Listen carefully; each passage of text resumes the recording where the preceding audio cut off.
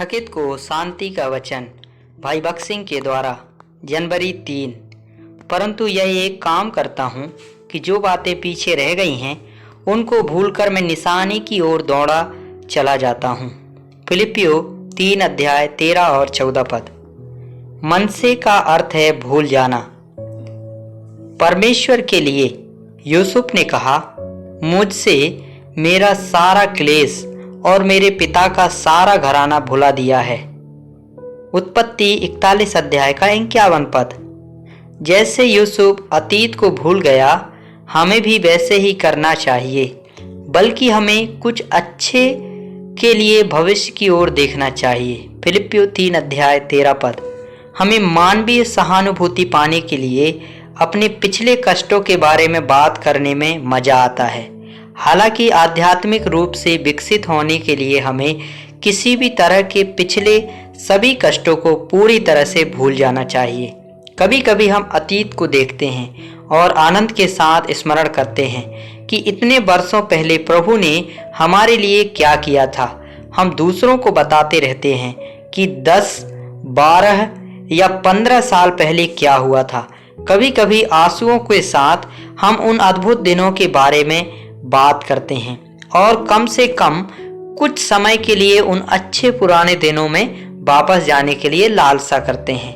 विवाहित लोग विवाहित जीवन के पहले कुछ महीनों या वर्षों के पीछे देखते हैं और उन दिनों में वापस जाने के लिए तरसते हैं, यह नहीं जानते कि भविष्य में उनके लिए प्रभु की कितनी बड़ी आशीष है। शायद परमेश्वर तुम्हारे लिए बहुत अच्छा रहा है और तुमने उसे अतीत में शक्तिशाली रूप से कार्य करते हुए देखा है।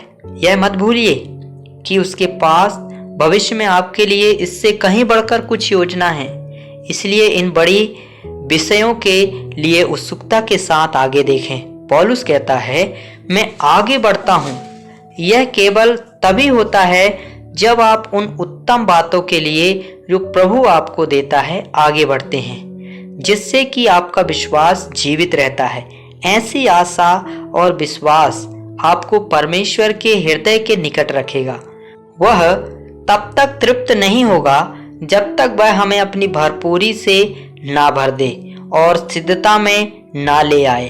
वह हमें अपना पूरा राज्य देना चाहता है, जो कि हमारी पूर्ण आध्यात्मिक मीरास है। इसलिए वह हमें आगे बढ़ने के लिए कहता है।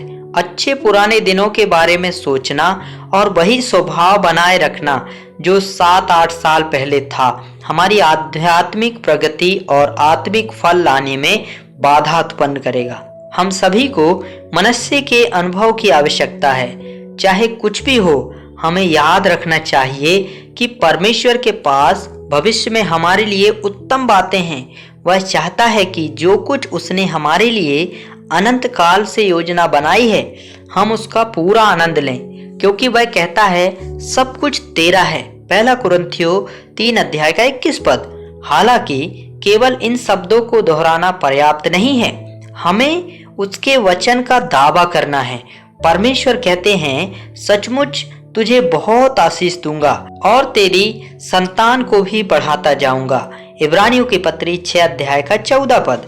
यह परमेश्वर का वादा है और इसके अनुसार वह अनंत काल तक बहुतायत में अपनी आशीषों को बढ़ाता चला जाएगा। इस कारण से हमें अतीत को भूल जाना चाहिए, चाहे वह कितना भी अच्छा क्यों ना रहा हो, और बड़ी चीजों के घटित होने की उम्मीद करनी चाहिए। हमें उसके राज्य और उसके सिंहासन में हमारी स्वर्गीय मीरास के पूरे हिस्से का दावा करते रहना चाहिए।